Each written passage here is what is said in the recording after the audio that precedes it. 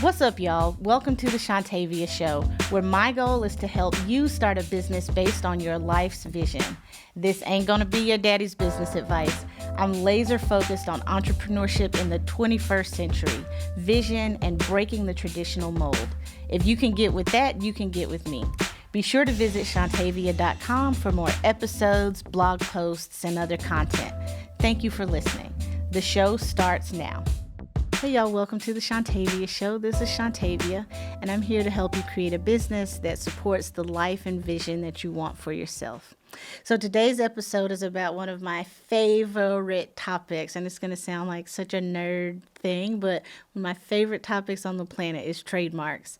And the reason I love trademarks is because what they do is communicate to the rest of us, to all of the people who come into contact with products or services, why we should use them, why they're valuable, how they will change or improve our lives, why we should, drink Dasani water versus Aquafina. If I put 3 glass cups with different types or brands of water, how will we know which one we like other than tasting all of them?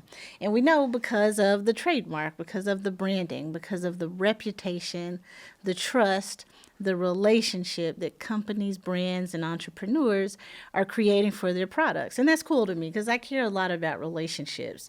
And the relationship between an entrepreneur and a business owner and their clients and customers should be one of trust. And trademarks are the way to do that. And I have for years taught trademark law. I've been a trademark lawyer for 15 years now almost. And so this is a topic that is near and dear to my heart for many, many reasons. It's one of those kind of components of intellectual property, and intellectual property is a term that lawyers sometimes use to refer to patents, trademarks, copyrights, and trade secrets sometimes. Trademarks is one of those that doesn't get as much love as patents in the entrepreneurship and the startup ecosystem, but something that is still critically important. And why it's important for you as you start your business is that this is what's going to help you stand out in the marketplace. If you're a new entrepreneur, a new startup founder, a person out here trying to build a reputation and a brand, your trademark is going to be the thing that does that. And there's so many common misconceptions about trademarks. So what I'd like to do in this episode is give you an overview about just what trademarks are. And in future episodes, what I'd like to do is show you how you can start to protect your trademarks in a number of different ways, some even costing you hopefully no money. So why don't we talk a little bit in this episode about what trademarks are. I'll give you some high-level stuff about what you can start doing to identify your own trademarks. And in future episodes, we'll walk through the different ways you can protect trademarks. Because really I can think of 4 ways off the top of my head to protect trademarks. So let's start by defining it. A trademark is just about anything, a word, a set of words, a catchphrase. It's not just names and logos. It can be music, it can be holograms, it can be vertical motion. One of my favorite registered trademarks is goats on the roof of a restaurant for this restaurant out in the Midwest. And the vertical opening of Lamborghini doors, that's also a registered trademark. So trademarks can be just about anything that separates you and your business and your products from everybody else in the marketplace of whatever you're selling. There's also another really good trademark out there. I'm a little salty. I'm a member of Delta Sigma Theta Sorority Incorporated. This registered trademark is for Alpha Kappa Alpha Sorority Incorporated. They make a specific sound when they greet each other. I'm not going to even try to do it. Y'all Google it. It's terrible, but it's a great trademark. So when I say trademarks can be anything, I really mean just about anything. Now, how do you get there? How do you go from a sound or a color or a set of words or whatever and get to a registered or protected trademark? Even though the definition is broad, there are 3 specific requirements for determining whether or not you can actually own something as a trademark. Number 1, you have to be the first to use the trademark in commerce. Number 2, the trademark cannot be functional. And number 3, the trademark has to be distinctive. So let's walk through all those things and unpack them a little bit. Number 1, you have to be the first to use the trademark in commerce. Notice that phrase in commerce. That's the part that is commonly misunderstood and that can trip people up. So it doesn't just mean you have to be the first to use the word Apple, but you have to be the first to use the word Apple to sell laptops and phones and that kind of thing. So even though, we use the word apple every day to describe a piece of fruit, the company, Apple Inc., owns the word Apple as it relates to selling products and services like telephones, laptops, and other mobile devices. So it's not just that you have to be the first, but the first to use a trademark in commerce. So what's that mean in commerce? It means that you're selling or offering something for sale out in the marketplace. And this is something that is a little unique in the United States. So for those of you who are listening from other countries, the U.S. is a little bit different because we actually require a trademark to be attached to a product or service, and other countries don't require that. So that's the first thing. The second thing is that a trademark cannot be functional. If the thing does something useful, like if it makes a product or service work better, function better, make it more aesthetically pleasing, you can't protect that by trademark law. So, like one of the best and most recent examples that I can think of is, I think it was Miller Lite that had a vortex bottle where the neck of the glass bottle was kind of grooved. It looked kind of like waves around the neck of the bottle. And they said, hey, the design of this neck of the bottle makes the beer easier to pour or whatever. Because it had that function of making the beer easier to pour, maybe had less bubbles, I don't know. That function disqualified the design, which otherwise might be trademarkable, from being a trademark because it had that function.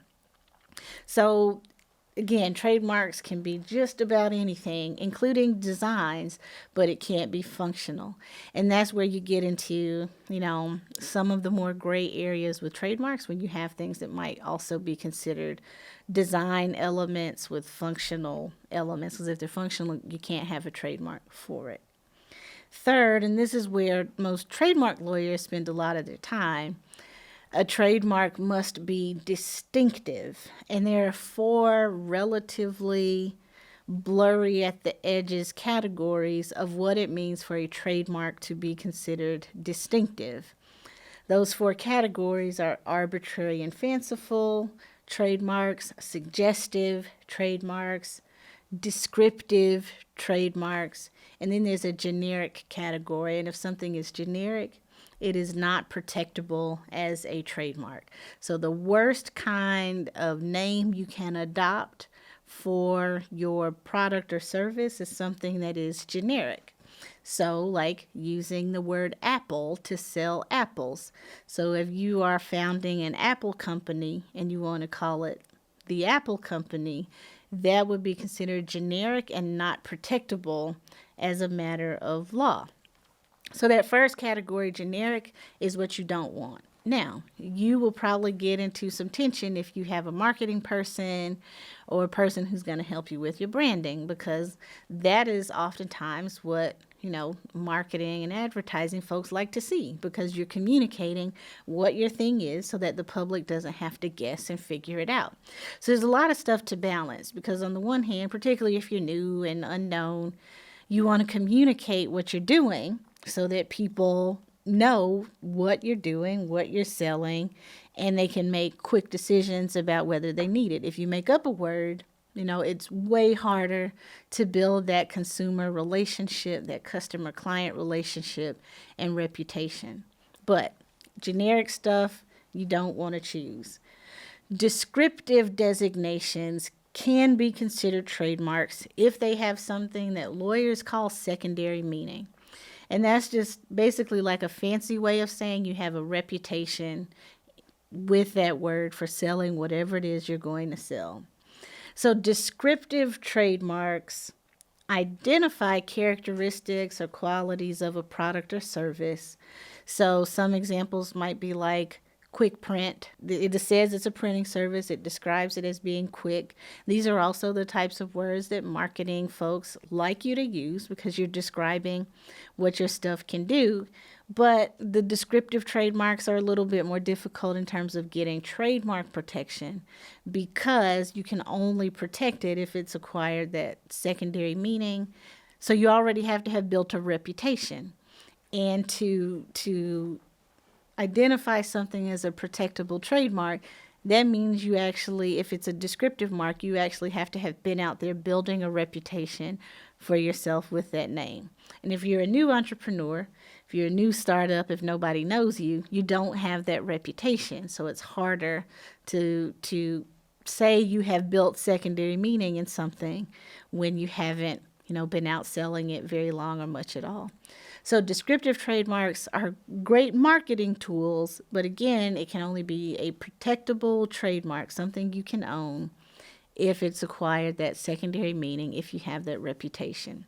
Then the third category is suggestive trademarks. And so I feel like I'm going into law professor mode a little bit, but some of this stuff you just have to know. So suggestive trademarks suggest characteristics or qualities of a product. And with suggestive trademarks, you don't have to prove secondary meaning at all. So if you file a federal trademark application for a suggestive trademark, the United States Patent and Trademark Office isn't going to make you prove secondary meaning. If you file a trademark application with the United States Patent and Trademark Office for a descriptive trademark, then you do have to prove secondary meaning. So suggestive trademarks are better for you as an entrepreneur, business, startup company because you have a lower barrier for getting that mark.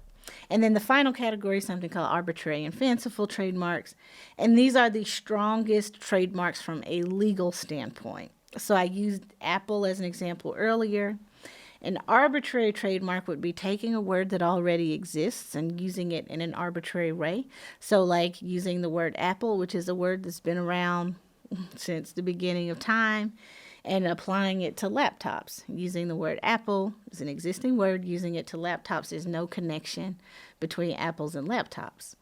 Then with the fanciful category of trademarks, the fanciful kind of designation is where you've made up a word.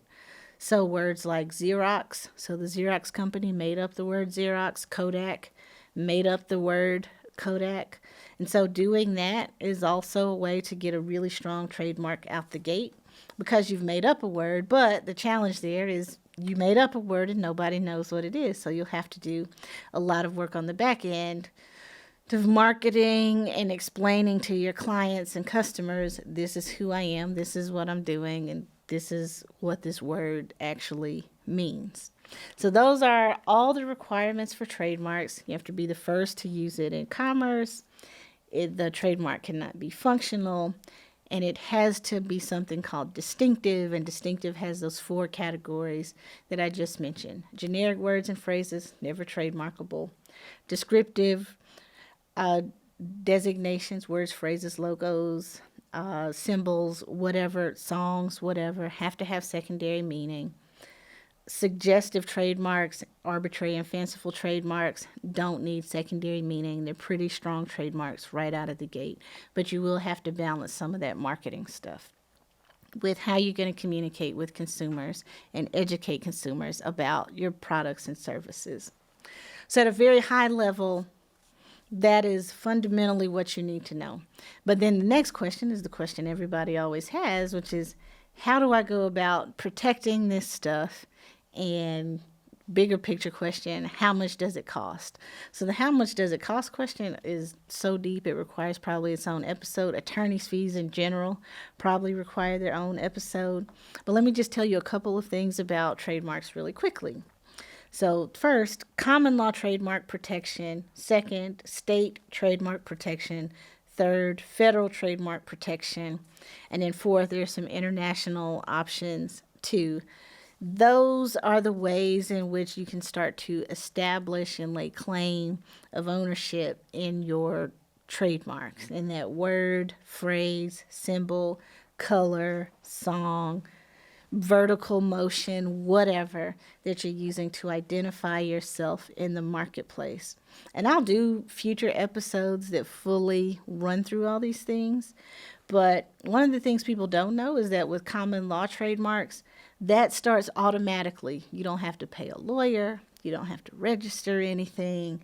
You don't have to file any paperwork anywhere. Common law trademark protection happens immediately. Once you meet all those 3 requirements I just ran through, if you put a TM superscript or subscript on your logo or your name or whatever, that's good enough. In fact, you don't even have to use the TM superscript, but people do so that they can start to communicate that they believe they have a trademark in this thing, in this designation.